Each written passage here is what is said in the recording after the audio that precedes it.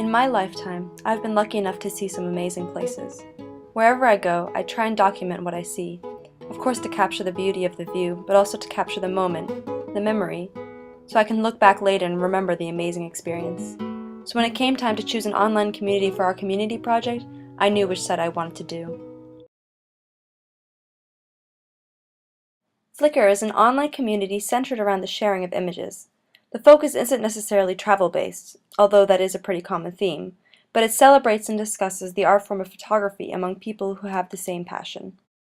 There are currently 51 million registered members worldwide. So let's check out some of the features of this site.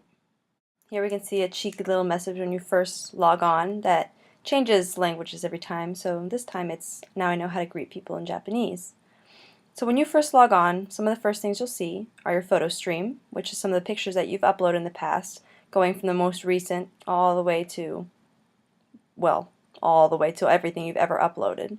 You also see your contacts here, which is all the people that you are contacts with and that are contacts with you and their recent uploads. Down here you see the groups that you're part of. So I am groups with Cadiz, Gardens to Sea, Granada, Coastal Rocks and Cliffs of Europe, European Cities and Landscapes, Beginners Digital Photography. And here we have a cool little feature called Explore, which we'll look at up here. My first impression of this site was pretty positive.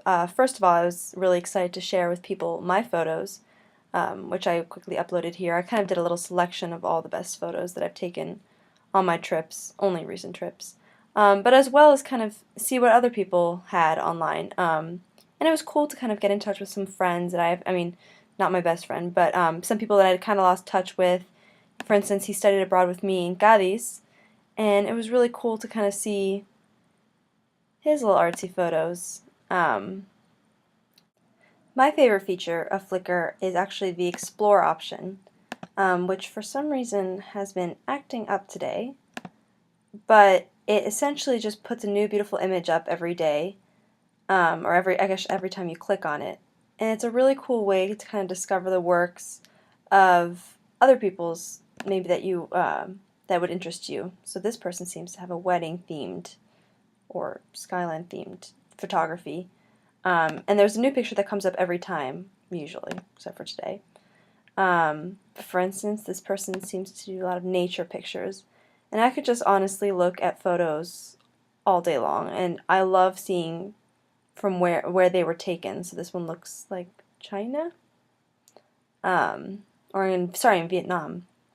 So that's definitely my favorite feature of the site. It's always important to look at the terms of service of websites, and when you click on the terms of service of Flickr, they send you to these Yahoo terms of service. So I guess the parent company is Yahoo.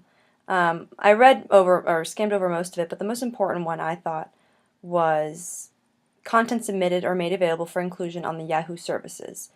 And it says it does not claim ownership of content you submit or make available for inclusion on the Yahoo services.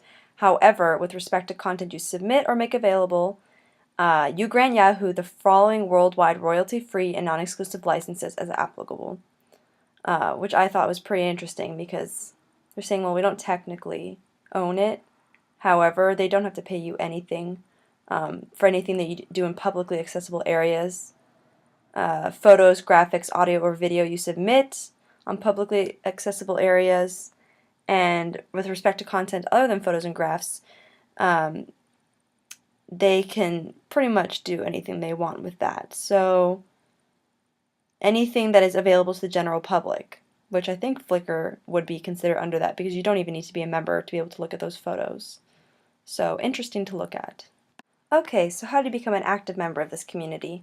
Well, obviously first you have to sign in. So I'm already signed in. You register, get a username, and you start making your first uploads. So I quickly did that. And then I guess the way you really become a member is you comment on other people's photos. So, well, this is my friend's photo of me, a very badly taken photo, but I can be like, ha, ha, ha, that was a fun night. And then hopefully people will comment back on yours. Also, all of your photos are accessible to pretty much everybody, so anybody can make a comment on yours. And as you can see, this person has added some of my photos as their favorite. And I don't know who that is. Also, another way to get involved is to go to groups. And the only thing that's kind of annoying is it's really hard to find. Like, you just have to type in random words like tree. And that's really the only way. And as predictably, there's thousands of tree groups.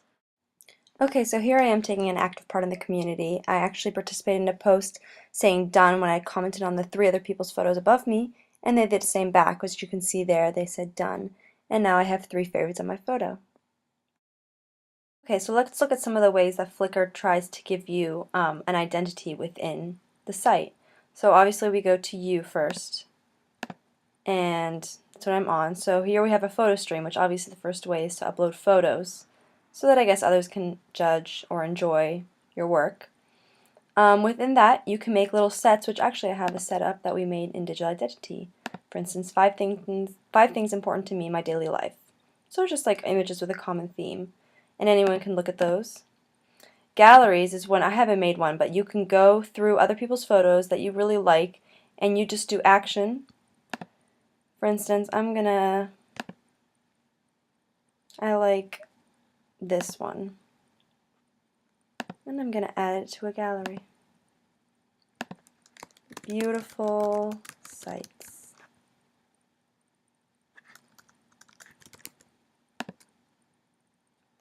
Done. So you can make little galleries of all the images, of up to 18 images. You can tag people, which, I mean, it's not Facebook, so it's not as popular. My favorite feature is the map feature. It shows your personal map where the photos have been taken, which I love. So I can see, oh, I have some from Mexico. This one's from Holland, and this one's from Italy, and I think that's really cool. And a lot of people's maps have really cool maps that are all-encompassing all over the place. There's also images that you have favorited, so that people can see like what kind of imagery, what kind of photography does she like. For instance, I seem to like some scenes. This looks very European. I think this was, yeah, both of them are in England. And then your profile, which what I favorited, my contacts, the groups I'm a part of.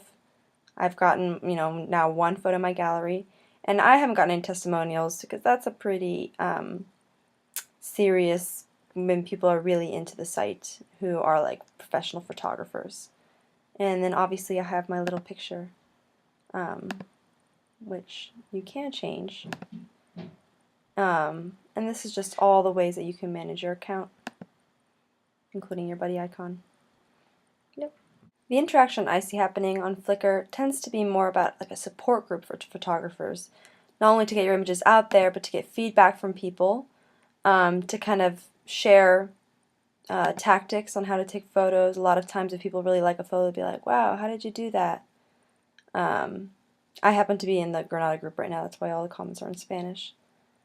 And it's just kind of, I guess, a little bit of an ego boost. If you go into discussions, they have people who are trying to trade cameras, advertising for this one. This one's a photo competition in Andalusia in Spain. As well as, for instance, this guy got angry because his photos was used in a political campaign. So I guess it's just to discuss issues that have to do with photography. This guy's kind of bragging a little bit about, hey, one of my photos was published, and everyone goes, wow, good job.